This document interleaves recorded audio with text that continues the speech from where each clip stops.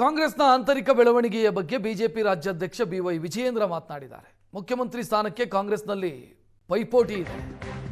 CM ಸ್ಥಾನಕ್ಕಾಗಿ 7 ರಿಂದ 8 ಜನ ಆಕಾಂಕ್ಷಿಗಳಿದ್ದಾರೆ ಅಂತ ಉತ್ತರ ಕನ್ನಡ ಜಿಲ್ಲೆಯ ಸಿರಸಿಯಲ್ಲಿ ಬಿಜೆಪಿ ರಾಜ್ಯಾಧ್ಯಕ್ಷ ವಿಜಯೇಂದ್ರ ಮಾತನಾಡಿದರು.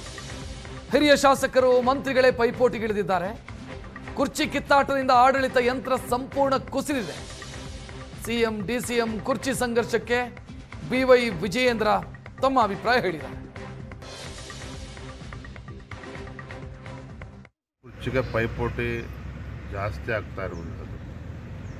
ನನಗಿರೋ ಮಾಹಿತಿ ಪ್ರಕಾರ ಆಡಳಿತ ಪಕ್ಷದಲ್ಲಿ 7-8 ಜನ ಹಿರಿಯ ಶಾಸಕರುಗಳು ಅಥವಾ ಮಂತ್ರಿಗಳು ಹೇಗಾದರೂ ಮಾಡಿ ತಾವು ಮುಖ್ಯಮಂತ್ರಿ ಆಗಬೇಕು ಅನ್ನುವ ಪೈಪೋಟಿಲಿ ಈಗಾಗಲೇ ಇಳಿದಿದ್ದಾರೆ. ಇದರ ಪರಿಣಾಮ ಏನಪ್ಪ ಅಂತ ಹೇಳಿದ್ರೆ ಆಡಳಿತ ಯಂತ್ರ ಸಂಪೂರ್ಣವಾಗಿ ಕುಸಿದು ಬಿದ್ದಿರುವಂಥದ್ದು. ನೋಡಿ, ಸಿದ್ದರಾಮಯ್ಯ ಸರ್ಕಾರ ಬಂದಾಗಿನಿಂದ ಅದು ಯಾಕೇನೋ ಗೊತ್ತಿಲ್ಲ, ರೈತರ ಬಗ್ಗೆ ಇಷ್ಟೊಂದು ಅಸಡ್ಡೆ. ಏನು ಹಿಂದಿನ ಬಿ ಜೆ ಪಿ ಸರ್ಕಾರ ಏನು ಪ್ರಧಾನಮಂತ್ರಿಗಳು ಕಿಸಾನ್ ಸಮ್ಮಾನ್ ಯೋಜನೆ ಅಂತಂದು ಕೊಟ್ಟರು.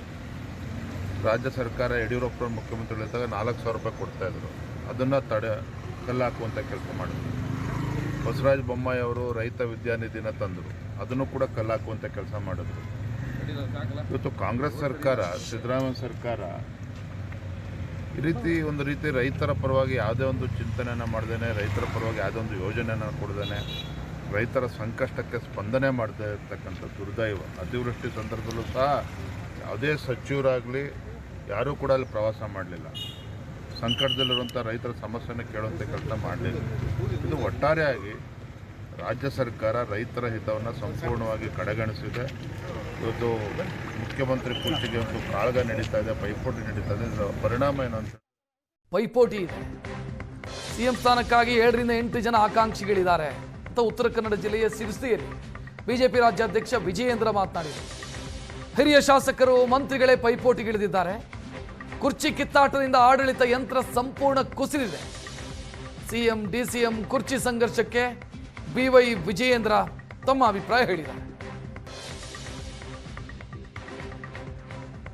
ಕುರ್ಚಿಗೆ ಪೈಪೋಟಿ ಜಾಸ್ತಿ ಆಗ್ತಾ ಇರುವಂಥದ್ದು.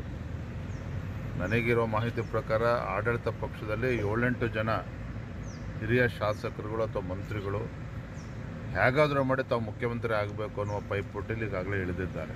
ಇದರ ಪರಿಣಾಮ ಏನಪ್ಪ ಅಂತ ಹೇಳಿದ್ರೆ ಆಡಳಿತ ಯಂತ್ರ ಸಂಪೂರ್ಣವಾಗಿ ಕುಸಿದು ಬಿದ್ದಿರುವಂಥದ್ದು.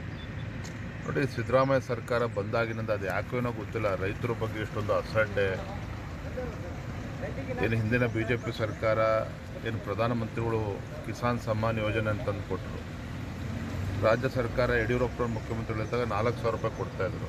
ಅದನ್ನು ಕಲ್ಲು ಹಾಕುವಂಥ ಕೆಲಸ ಮಾಡಿದ್ರು. ಬಸವರಾಜ ಬೊಮ್ಮಾಯಿ ಅವರು ರೈತ ವಿದ್ಯಾನಿಧಿನ ತಂದರು, ಅದನ್ನು ಕೂಡ ಕಲ್ಲು ಹಾಕುವಂಥ ಕೆಲಸ ಮಾಡಿದ್ರು. ಇವತ್ತು ಕಾಂಗ್ರೆಸ್ ಸರ್ಕಾರ, ಸಿದ್ದರಾಮಯ್ಯ ಸರ್ಕಾರ ಒಂದು ರೀತಿ ರೈತರ ಪರವಾಗಿ ಯಾವುದೇ ಒಂದು ಚಿಂತನೆಯನ್ನು ಮಾಡ್ದೇನೆ, ರೈತರ ಪರವಾಗಿ ಯಾವುದೇ ಒಂದು ಯೋಜನೆಯನ್ನು ಕೊಡ್ದೇನೆ, ರೈತರ ಸಂಕಷ್ಟಕ್ಕೆ ಸ್ಪಂದನೆ ಮಾಡದೇ ಇರ್ತಕ್ಕಂಥ ದುರ್ದೈವ. ಅತಿವೃಷ್ಟಿ ಸಂದರ್ಭದಲ್ಲೂ ಸಹ ಯಾವುದೇ ಸಚಿವರಾಗಲಿ ಯಾರೂ ಕೂಡ ಅಲ್ಲಿ ಪ್ರವಾಸ ಮಾಡಲಿಲ್ಲ. ಸಂಕಟದಲ್ಲಿರುವಂಥ ರೈತರ ಸಮಸ್ಯೆಯನ್ನು ಕೇಳುವಂಥ ಕೆಲಸ ಮಾಡಲಿಲ್ಲ. ಇದು ಒಟ್ಟಾರೆಯಾಗಿ ರಾಜ್ಯ ಸರ್ಕಾರ ರೈತರ ಹಿತವನ್ನು ಸಂಪೂರ್ಣವಾಗಿ ಕಡೆಗಣಿಸಿದೆ. ಇವತ್ತು ಮುಖ್ಯಮಂತ್ರಿ ಕುರ್ಚಿಗೆ ಒಂದು ಕಾಳಗ ನಡೀತಾ ಇದೆ, ಪೈಪೋಟಿ ನಡೀತಾ ಇದೆ. ಇದರ ಪರಿಣಾಮ ಏನು ಅಂತ